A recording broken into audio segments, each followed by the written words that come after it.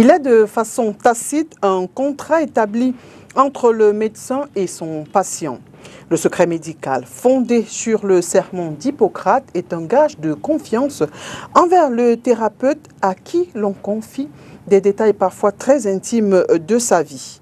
Est-il, lui, le thérapeute, toujours tenu au secret professionnel? On en parle dans un instant.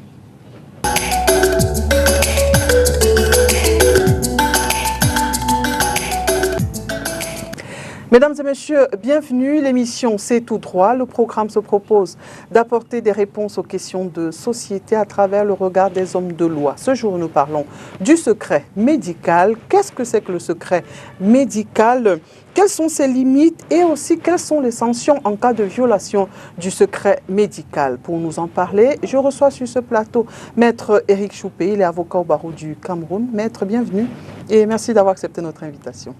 Merci Madame Oriane, le plaisir encore une fois de plus mien d'être convié une fois de plus sur ce plateau pour entretenir l'opinion nationale et internationale sur la question du secret médical. Merci beaucoup.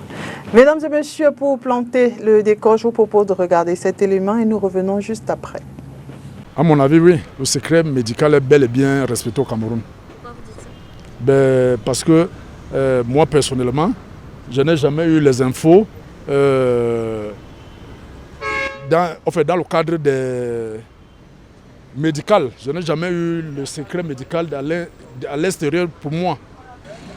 À première vue, je peux dire oui, le secret médical est respecté au Cameroun, en ce sens que je vais prendre un peu mon cas. Ça fait de cela 1 mois que j'ai été interné dans un centre hospitalier. Et au vu de ce que les résultats ont révélé, bon, vu que le centre où j'étais interné, ce n'était pas très loin de là où je vivais, vous voyez un peu. Bon, au sortir du dit centre, je me suis dit que peut-être, vu ce que mes résultats ont révélé, je me suis dit que peut-être la nouvelle allait être... oui, tout le quartier allait être au courant, chose qui n'a pas été... tel qui n'a pas été le cas. Donc je peux dire, premièrement, que le secret médical est respecté. Et deuxièmement, il n'est pas aussi respecté dans la mesure où nous voyons dans nos sociétés que la plupart des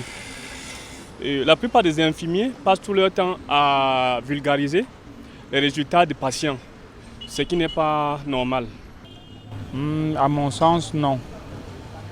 Il ne peut pas être respecté parce que déjà les personnels soignants ne vivent pas correctement de leur métier. Donc forcément, ils vont être obligés de faire comment je vais dire ça, des affaires, entre parenthèses, avec certains patients. Et puis, ils vont se laisser aller dans des ragots au quartier en même temps. Puisqu'ils vivent dans la précarité, ils sont mélangés avec les populations démunies et tout. Donc ce sera difficile. Il faut vraiment que ces personnels aient une probité morale très haute pour ne pas céder à la tentation. Mais sinon, ce sera très difficile pour que ceux-ci respectent le secret médical. Personnellement, je peux dire que le secret médical est respecté parce que j'ai jamais eu à ce genre de problème où je vais dans un centre de santé ou bien à l'hôpital. Et peut-être ma maladie se retrouve sur les réseaux sociaux.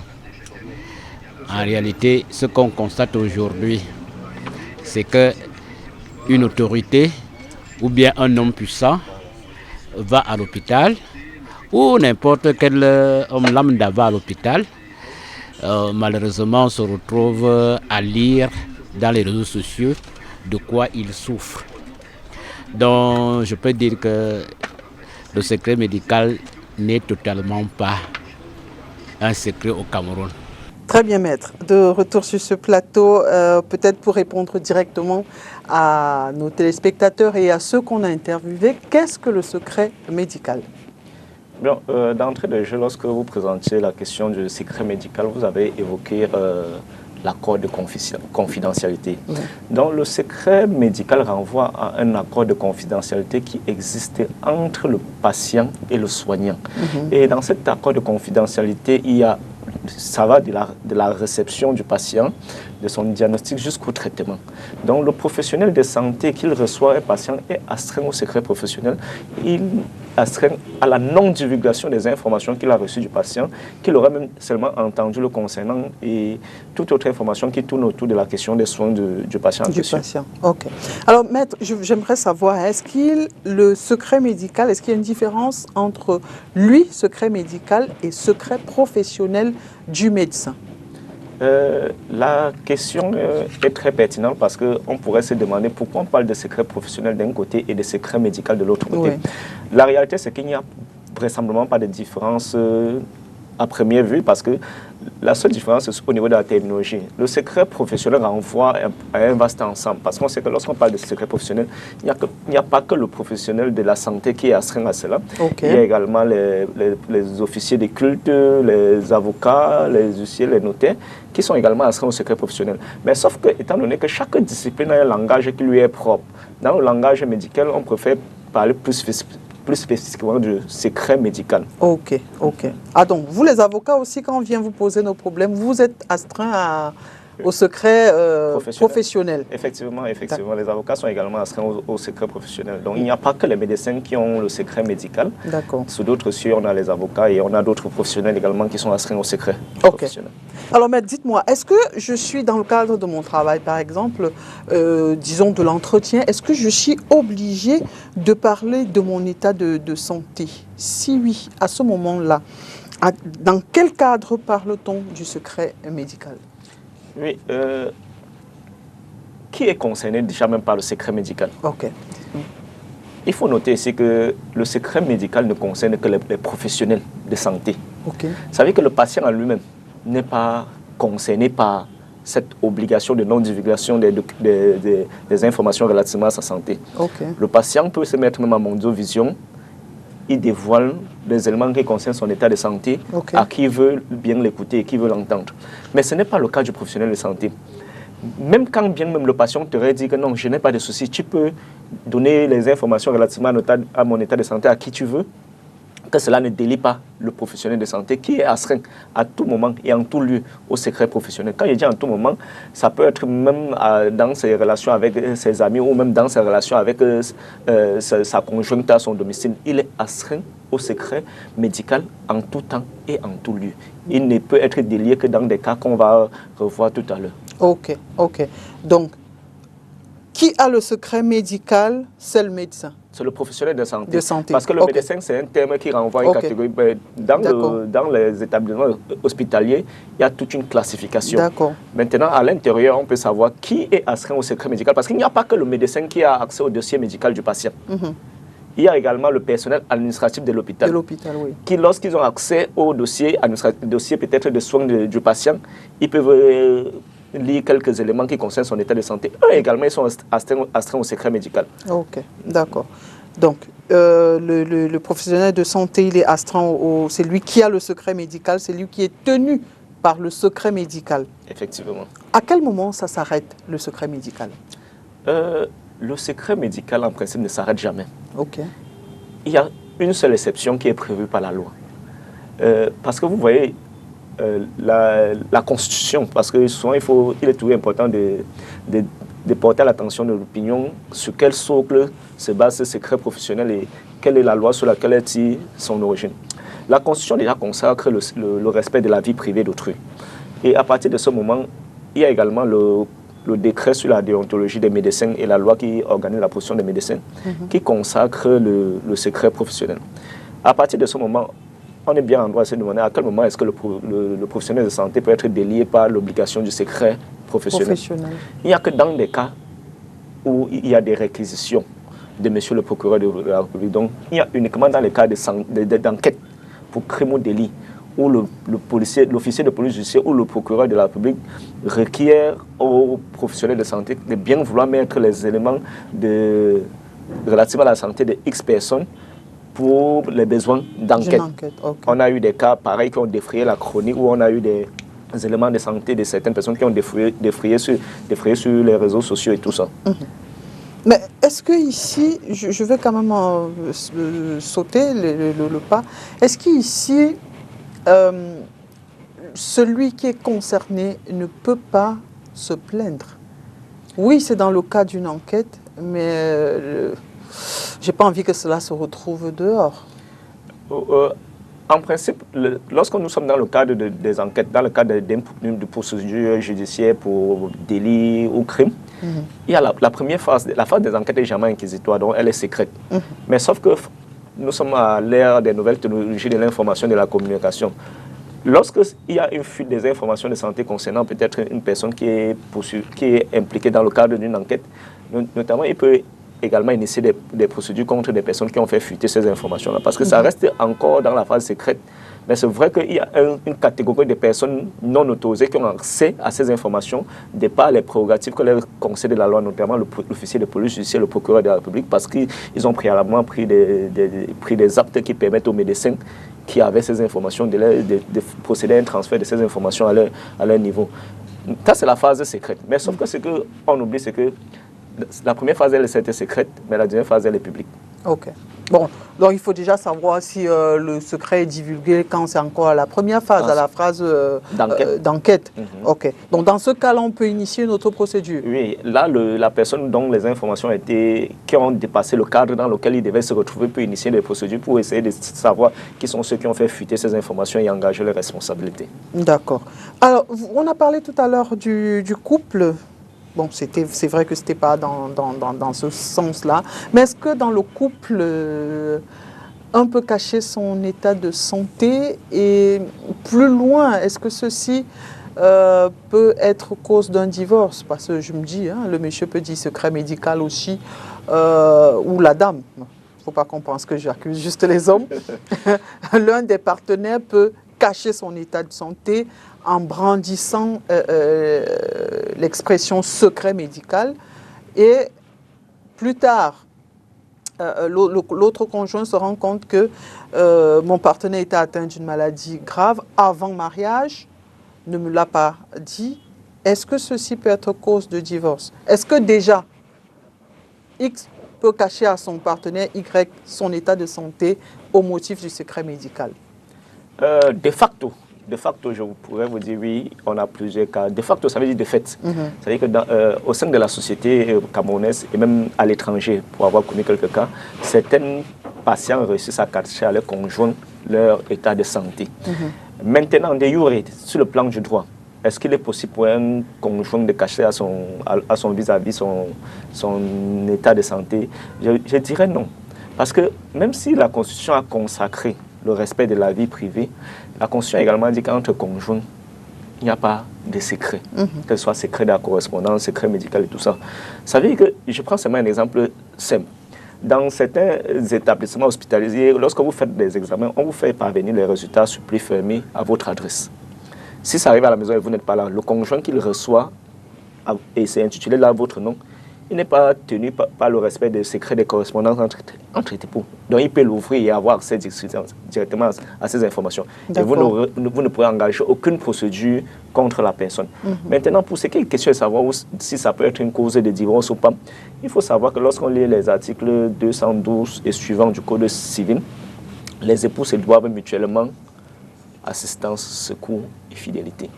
Si la maladie est survenue alors que vous étiez déjà marié, tu as l'obligation de le secourir et de l'assister. Donc, sur le plan du droit, ça ne peut pas réellement constituer une véritable cause de divorce. Sauf si vous réussissez à démontrer au juge que peut-être le conjoint qui a contracté cette maladie-là, l'origine de ça, ce sont peut-être ces déboires conjugaux. Là, le juge pourrait se baser sur cet autre aspect-là pour peut-être vous accorder le divorce si vous êtes vraiment dans le besoin. Mais si la maladie est avant le mariage et je ne suis pas au courant, je découvre ça déjà après le mariage, est-ce que ici... Là, vous pouvez même pas aller... Vous pouvez aller au-delà du divorce et demander la nullité du mariage parce qu'il y a eu une manœuvre de lesive au départ. Lorsque vous épousez quelqu'un, vous êtes supposé avoir un ensemble, une kyrielle d'informations relativement à la personne et son état de santé, c'est une information capitale qu'on ne peut pas passer sur l'oreiller. D'accord, d'accord. Alors, dites-moi, maître, est-ce qu'il existe une date de prescription du secret médical? Je veux dire, après un certain nombre d'années, est-ce qu'un médecin peut divulguer votre état de santé? On a vu certains médecins, après des années, faire des livres disant que bon, j'avais soigné tel, qui souffrait de telle maladie. Je veux savoir, est-ce qu'il y a une prescription, est-ce qu'il y a une date de péremption du secret médical? Lorsque vous lisez le code de déontologie, le décret de déontologie des médecins, je crois que c'est de 83 et la loi de 90 sur la profession des médecins, il n'y a pas à proprement parler une disposition sur la prescription en matière de secret médical. Maintenant, tout médecin peut commettre des ouvrages sur des pathologies qu'ils ont eu à soigner au cours de leur cursus professionnel. Mais toujours est-il qu'il y a une méthode de rédaction de ces ouvrages-là. Okay. On ne cite pas nommément quelqu'un. Mais un de vos patients en lisant peut se reconnaître dans ce que vous dites, mais le commun des autres personnes ne peuvent pas savoir in extenso qu'il s'agit de lui. Donc, c'est pour ça que d'entrée de jeu, je vous ai dit en tout temps, en tout lieu, le médecin, le professionnel de santé est astreint au secret professionnel. C'est une obligation imprescriptible. D'accord. Maître, on a vu quand même des médecins écrits sur des chefs d'État en les citant nommément. Est-ce que c'est le fait qu'ils soient président de la République, personnalité publique, que ici ça peut se faire? Est-ce que c'est un motif? Voyez-vous, même lorsqu'on dit qu'on a peut-être l'obligation de communiquer peut-être sur l'état de santé d'un chef de l'État, parce que pour diriger un pays, il va de soi qu'il faut être en bon état et en toute situation, le peuple qui a donné mandat au chef de l'État pour diriger la nation doit être au parfum de l'évolution de son état de santé. Mais lorsqu'on l'a même dit ceci, cette communication a des limites. Ça veut dire, on peut vous dire que oui, peut-être le chef de l'État est un peu souffrant, il est en train de suivre des soins, mais on ne va jamais vous entrer au fond pour vous dire peut-être il a le palu, il a la typhoïde, il a tout autre type de maladie, non. C'est peut-être quand c'est peut-être dans un état peut-être critique qu'on peut vous dire que oui, le chef d'État est dans un état critique. On garde les bras parce qu'on croit qu'il y a des spécialistes à côté de lui pour s'occuper de lui. Mais à jamais on va vraiment vous dire. Et vous devez savoir que le secret professionnel, comme tout autre type de secret, est mis à l'épreuve du politique. Vous savez que quand vous donnez une information relativement à une certaine catégorie de personnes, il va de soi que certaines couches sociales cherchent à le politiser à des fins peut-être politiques ou quoi que ce soit, mais bon. Ok. Alors, est-ce que, on a parlé tout à l'heure du comportement de certains conjoints. Alors, est-ce que le médecin, il peut être protégé par la loi s'il se rend compte que mon patient qui a, disons, le VIH, a des comportements irresponsables? Certains disent souvent, bon, moi j'ai été contaminé, donc je ne vais pas mourir seul, je ne sais pas qui m'a contaminé, donc je vais faire pareil. Est-ce qu'ici, la loi peut protéger le médecin qui va dire, attention, telle personne a telle maladie, et faites gaffe? Est-ce que ici la loi peut quand même, c'est pour protéger la société? C'est vrai que je suis presque convaincu que l'opinion nationale et même internationale aurait souhaité que la réponse à cette question soit affirmative. Mais je suis au regret de dire qu'elle est négative parce que le sida ne date pas d'aujourd'hui. Et je vous prends même à témoin, depuis l'avènement du sida en Afrique, jusqu'à nos jours, on n'a jamais revu la publication des listes des personnes atteintes du VIH-Sida sur quelques sites que ce soit. Mais cependant, tout à l'heure, je vous disais qu'il n'y a pas que le médecin traitant à proprement vu qui a astreint au secret professionnel.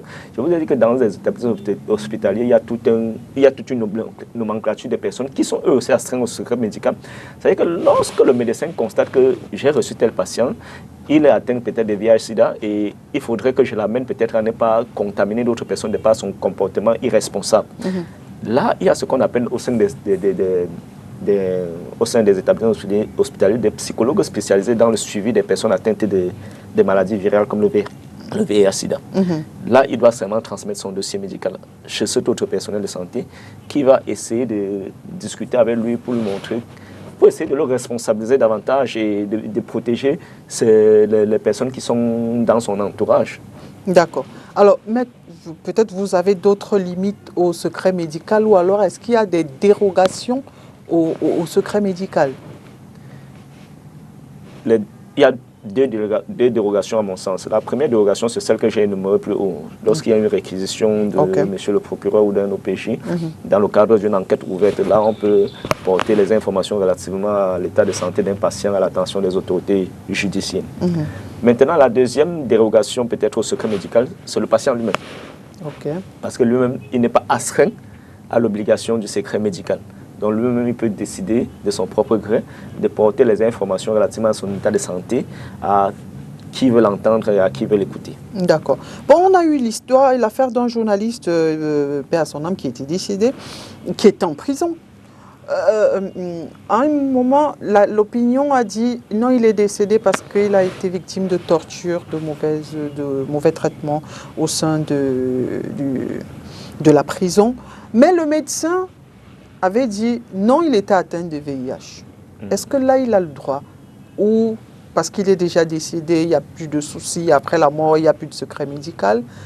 Sinon, est-ce qu'à ce moment-là, pour contredire une information, il peut donner son état de santé? Voyez-vous, lorsque le médecin dit que non, contrairement peut-être à la torture et à tout ce qui a eu lieu, il serait décédé plutôt de VIH. Nous pouvons être là dans deux hypothèses. Soit, dans tous les cas, le médecin, pour le dire, doit faire un rapport médical. Il ne doit pas le dire de bouche, il doit faire un rapport médical avec les preuves des prélèvements et des analyses qui ont été faites, des analyses fiables. C'est-à-dire que le médecin peut le faire postérieurement avant le décès, antérieurement au décès de la personne ou postérieurement. Postérieurement, cela requiert peut-être les autopsies et tout ça, et pour pouvoir faire des analyses avant d'arriver à ce résultat-là. Et généralement, ce n'est pas le médecin personnellement qui se met peut-être à Mondiovision pour dire que j'ai eu dit que telle personne serait décédée de torture, mais voyez-vous, il semblerait qu'il soit décédé plutôt de telle maladie qui a été détectée avant, pendant ou peut-être postérieurement. Généralement, il fait son rapport à la suite peut-être d'une réquisition. Peut-être le patient est décédé, peut-être les personnes qui se seraient, entre guillemets, peut-être rendues coupables, peut-être des tortures à son égard, veulent montrer que peut-être ce n'est pas cela. Il requiert un médecin qui produit son rapport et met à sa disposition. Maintenant, c'est eux, au lieu de l'utiliser peut-être dans le cadre du processus judiciaire qui a été entamé, porter ça à l'attention de l'opinion publique, cela n'engage pas la responsabilité du médecin. Il a fait son rapport suivant des réquisitions qu'il a données, il a transmis à qui les droits maintenant. L'usage qu'on en fait n'engage pas sa responsabilité. D'accord, je comprends. Alors, dites-nous, est-ce que le décès arrête le secret médical? Non, puisque le mort, en droit de succession, on dit que le mort saisit les vifs. Imaginez, vous êtes parent de quelqu'un qui était bien souffrant, qui souffrait d'une pathologie bien connue, parce que les médecins disent souvent qu'il n'y a pas de soins sans confidence. Pas de confidence sans confiance et pas de confiance sans secret. Le secret professionnel, c'est la condition sine qua non de la relation entre le professionnel et le patient. Sans ce secret professionnel, il n'y aurait pas tout ça. Et la divulgation d'une information de santé relativement à un patient peut créer à son égard un trouble psychologique non maîtrisable et également à ses proches, également un trouble psychologique qu'on ne peut pas contrôler à un moment donné. Donc figurez-vous que si un de vos proches parents peut-être vient à décéder, et quand le médecin se permet de dire que, voyez-vous, il est décédé même de ci, parce que je l'ai consulté en telle date, et il souffrait de ça, et je crois que peut-être il a même respecté les prescriptions que j'ai faites pour qu'il recouvre la santé, mais la maladie. Non, ce n'est pas son rôle. Le secret médical continue même après le décès du patient. D'accord. Secret médical, c'est civil, c'est pénal, c'est les deux? Là, vous parlez de la responsabilité en cas de divulgation des informations médicales. Ça peut être vu, en tout cas le législateur camerounais a prévu des sanctions tant sur le plan civil que sur le plan pénal. D'accord. Sur le plan civil, vous allez prendre, on va actionner naturellement l'article 1382 sur la réparation de la faute qu'a commise quelqu'un à autrui. Donc, d'office, on actionne ça. De par son action, il vous a commis une faute qui nécessite une réparation, un préjudice. Le préjudice peut être moral, psychologique ou matériel. Maintenant, sur le plan pénal, il faut voir là l'article 310 du Code pénal qui réprime la violation du secret professionnel. D'accord. Et dans cet article-là même, on dit, je crois que c'est l'alinéa 2 qui nous dit que la responsabilité professionnelle des médecins ne peut pas être engagée lorsqu'ils ont agi sur réquisition. D'accord. Alors, si c'est une faute, quelle sanction? En cas de violation du secret médical. La violation du secret médical, c'est une faute. Quand on parle d'une faute, on parle du plan civil. La sanction, c'est la condamnation au dommage et intérêt. Simplement. C'est également une infraction. Là, on est sur le plan pénal. Ok. La sanction, c'est les peines d'emprisonnement de 3 mois à 3 ans et l'amende de quoi, je crois, c'est de 10 000 à 100 000. Et également avec pour corollaire la réparation du préjudice civil qu'aurait subi la victime. D'accord. Alors, maître, on a la fin de cette émission. Peut-être un conseil pour ceux qui nous regardent. Bon, le seul conseil que je pourrais donner ici, c'est d'appeler les professionnels de santé à être un peu plus avenants. Okay. Parce que lorsqu'on parle des professionnels de santé, les infirmiers ont l'impression qu'ils ne sont pas concernés. Pourtant, c'est faux. Lorsqu'on est dans la chaîne de santé, la chaîne des professionnels de santé, on est tout aussi astreint aux secrets professionnels que le docteur qui est au sommet. Donc, que ce soit le docteur, le personnel administratif, les infirmiers, et même lorsqu'on est dans l'établissement hospitalier, même le personnel d'entretien qui a peut-être par inadvertance vu un dossier médical et a lu et astreint au secret médical. D'accord. Parce que même sa responsabilité à ce moment-là peut être engagée s'il permet de divulguer les informations qu'il a reçues. Parce qu'il est là-bas sous la base d'un contrat de travail et par extension, le secret médical s'applique à lui. Donc c'est le seul conseil que je peux donner à ce niveau. Attention, si vous filmez et vous partagez, il y a une autre sanction encore derrière. C'est bien cela, maître. Effectivement, si vous filmez et vous partagez, on peut ajouter là des infractions de cybercriminalité, de cyberattaques et tout ça. Merci beaucoup, maître, pour toutes ces informations. Merci déjà pour votre disponibilité. C'est moi qui vous remercie. Le plaisir a toujours été le mien. Mesdames et messieurs, merci à vous d'avoir été des nôtres. Nous espérons avoir répondu à quelques-unes de vos préoccupations. N'oubliez surtout pas, nul n'est au-dessus de la loi et nul n'est censé ignorer la loi. À très bientôt.